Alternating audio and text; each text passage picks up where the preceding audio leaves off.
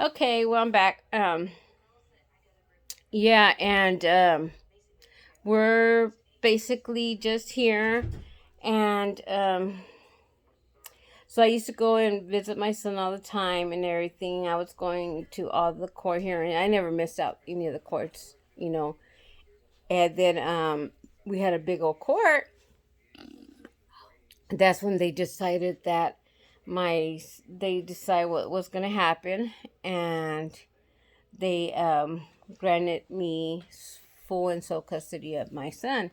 So I'm like, I was very content, and I was very glad that that happened, and I knew that God was right there by my side.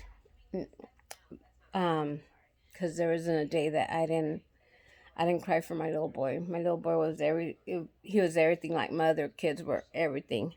But you see, with my other kids, it was different because I got along good with the dad, even though we had some hiccups. But I got along good, and I trusted the father being in their lives because he was kind of like more mellowed out. He was very, he was like, he would leave everything to me, like taking care of the kids, feeding them, taking them to school, all that. He never hurt them. He was not that kind of a person.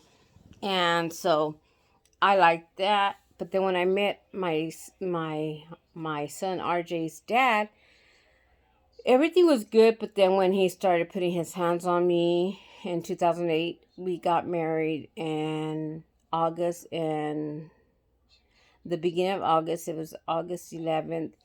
I had gone into a car accident in June 26th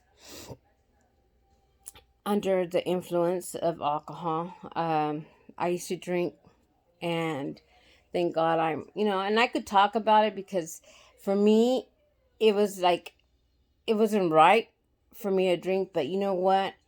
I'll talk about it because I don't do it no more. It's something that grew out of me, and I'm not gonna be covering anything, covering the picture, anything. I'm gonna say what I have to say and take it from there. Um, as a lot of people know that I used to do the car business, and I used to sell and do all that stuff, and I loved my job. Don't get me wrong, but the bad thing about the car business, and I'm gonna be honest and truthful, um, everybody seemed to have a drinking problem. Everybody drank, everybody kicked back, everybody would go out with their friends. And since I was single, I was like, yeah, but I didn't know how bad it was hurting me because, I mean, it wasn't good. So I love my life now because I'm very happy. I'm a happy person. I'm a big old BSer. I love, I don't take life serious. I should, but I don't. I just like let it come. And if it slaps me in the face, it slaps me in the face. I'm not going to be here like, oh, killing myself or anything. I'm just going to, be doing what I got to do the right way and be good.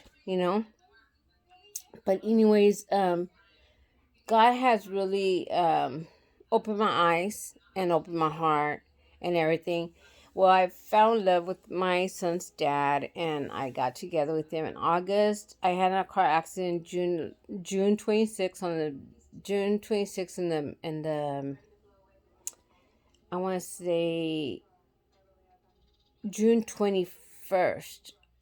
I had the accident, and June 26th I got out of the hospital, and I had punctured my lung. I had tossed 20 feet off, and I ended up in the golf course.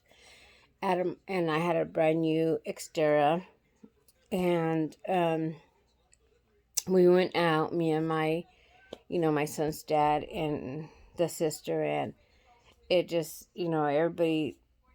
would everybody would question him and say, hey, um, hey, are you Are you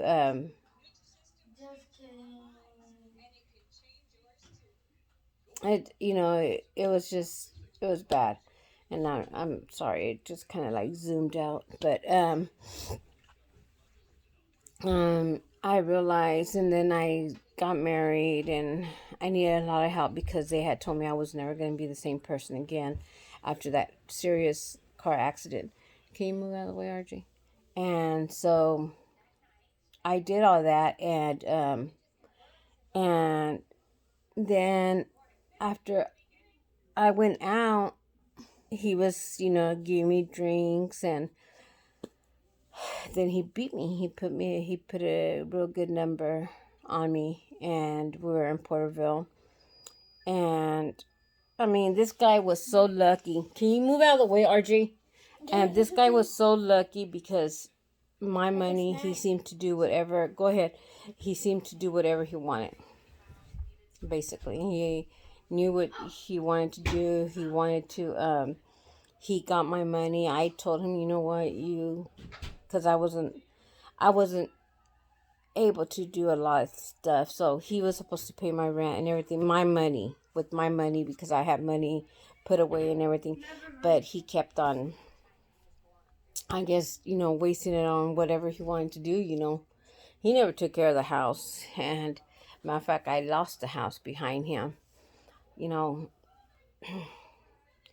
um, I'm a woman. I'm a very responsible person.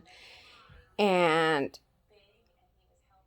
I feel like he's not good at that. I got to see it, even though my head, my brain, everything got scattered.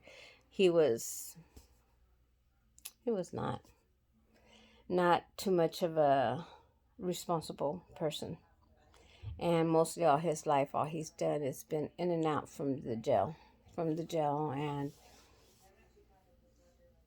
he's always been incarcerated. So it told me a lot. And he had a problem with hitting women, or hitting anybody, because I got to see where he practically beats up kids from the street. So this guy needs a lot of guidance, a lot of Jesus, like that shirt.